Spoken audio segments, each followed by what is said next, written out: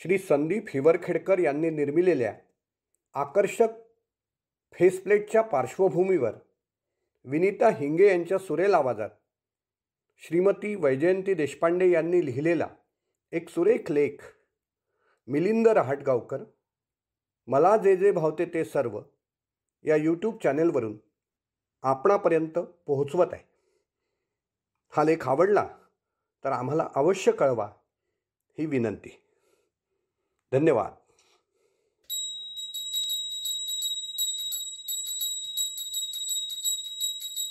न मातुः परदैवतम अर्थात आईसारखे श्रेष्ठ दुसरे दैवत नाही असे म्हटले जाते. किती सार्थ आहे ही उक्ती.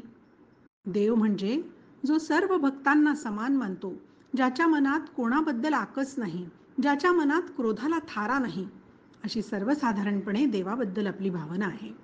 माझी आई अशीच होती.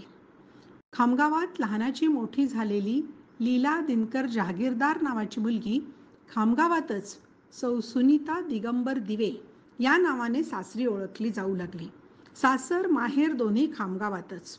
माहेरी काका काकू चुलत भावंडे असे मोठं कुटुंब. लग्नाआधी मॅट्रिकची परीक्षा झाल्यानंतर आई जलम येथे शिक्षिका म्हणून नोकरीला लागली. खामगाव ते जलम रोज छोट्या रेल्वेनं जाणं येणं. लग्नानंतर आई आणि वडील दोघेही डिप्टीचे ट्रेनिंग घेण्यासाठी 2 वर्षे अमरावती येथे राहिले. दोघांची वसतिगृहे वेगवेगळी. दर शनिवार रविवार दोघं एकमेकांना भेटत.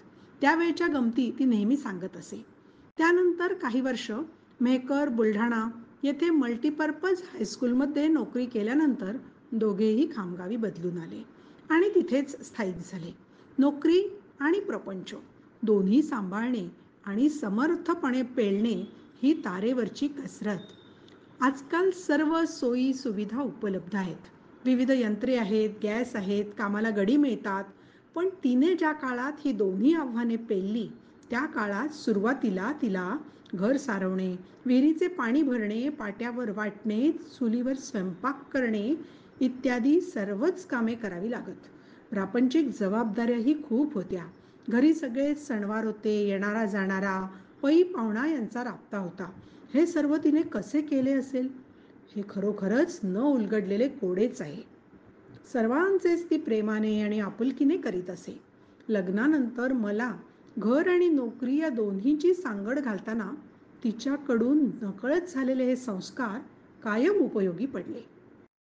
10 जणीत उठून दिसणारं असं तिचं रूप, साधी राहणी, आनंदी स्वभाव, सतत हसतमुख राहून आणि वेळेचे नियोजन करून तिने यशस्वी जीवन व्यतीत केले. 2 स्टोव्हवर स्वयंपाक, घरातील 7-8 जणांची जेवणं झाल्यावर सगळी कामं आटोपून ती रेडिओवर कामगार कल्याण कार्यक्रम सुरू झाला की बरोबर 11 वाजता घराबाहेर पडत असे आणि 11:05 शाळेत पोचत असे. स्वयंपाक करीत असताना वडिलांकडे येणाऱ्या लोकांसाठी कमीत कमी 5 वेळा तिला चहा करावा लागे. पण हे करताना आम्ही कधीही तिच्या चेहऱ्यावर कंटाळा पाहिला नाही. शाळेत जायला उशीर झाला म्हणून तिला कधीच लाल स्वाक्षरी करण्याची वेळ आली नाही. शाळेत गेल्यावर ती पूर्णपणे शाळेचीच असे. तिच्याबरोबर जवळपास 10 वर्षे सहशिक्षिका म्हणून काम करण्याचे सद्भाग्य मला लाभले. तिची शिकवण्याची हातोटी, विद्यार्थ्यांबद्दलचं कौतुक, प्रेम, आपुलकी ही खरोखरच वाखाणण्याजोगी होती. सहकारी शिक्षक शिक्षिकांशी तिचे सौहार्दाचे संबंध होते. केवळ शिकवणेच नाही तर शाळेतील लिपिक वर्गाचीही कामे ती सहज करीत असे. त्यामुळे पेबिल तयार करण्याचे काम कित्येक वर्षे तिने केले. तिची हजेरी, रिझल्ट शीट, विद्यार्थ्यांचे रेकॉर्ड ठेवण्याची पद्धत, सुवाच्य सुंदर अक्षरात तिने लिहिलेले TC पाहून मी तिचे हे गुण केव्हा आणि कसे आत्मसात केले हे मलाही कळले नाही. अर्थातच या सर्वच बाबतीत ती माझा आदर्श होती. आज मी ज्या भागात राहते त्या भागात तिचे अनेक विद्यार्थी राहतात. आज ते आजोबा झाले आहेत. त्यांच्या तोंडून आजही तिचे कौतुक ऐकताना आईबद्दलचा अभिमान आणि आदर दुणावतो. स्वच्छतेची तिला भयंकर आवड. दर रविवारी घराची स्वच्छता ठरलेली असे. घरातील जाळे जळमटं काढणे, खिडक्या दारं पुसणे आणि फरशी धुणे हे नेहमीचेच. दुपारी आठवडाभराचे कपडे धुण्याचे काम. विहिरीचे पाणी काढून हे काम करावे लागे. त्यात शनिवार रविवार म्हटला की पाहुणे ठरलेलेच. एवढे सगळं करूनही ती विणकाम भरतकाम करीत असे, आपले छंद जोपासत असे. आम्हा सर्वांसाठी तिने हाताने स्वेटर्स विणले होते. आई आणि वडिलांचे परस्परांशी आदराचे नाते होते. परस्परांबद्दल विश्वास आणि आत्मीयता होती.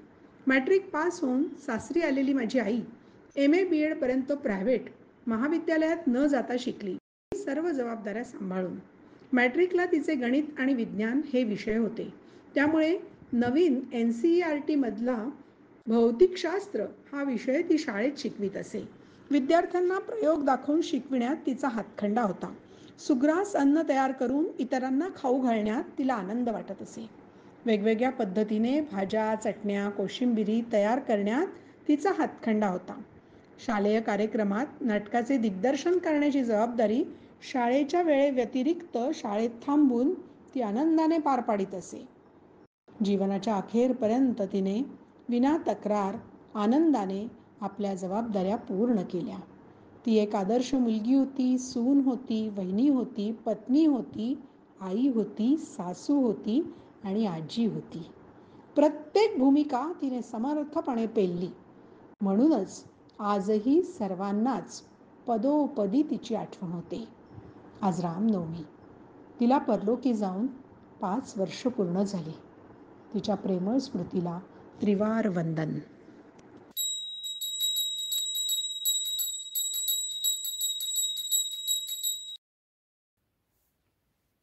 हा लेख जर आपल्याला आवडला असेल तर मिलिंद राहटगावकर मला जे जे भावते ते सर्व या चॅनेलला सबस्क्राईब करा, लाईकचं बटन दाबा आणि शेअर हे ऑप्शन वापरून हा लेख इतरांपर्यंत पोहोचवा.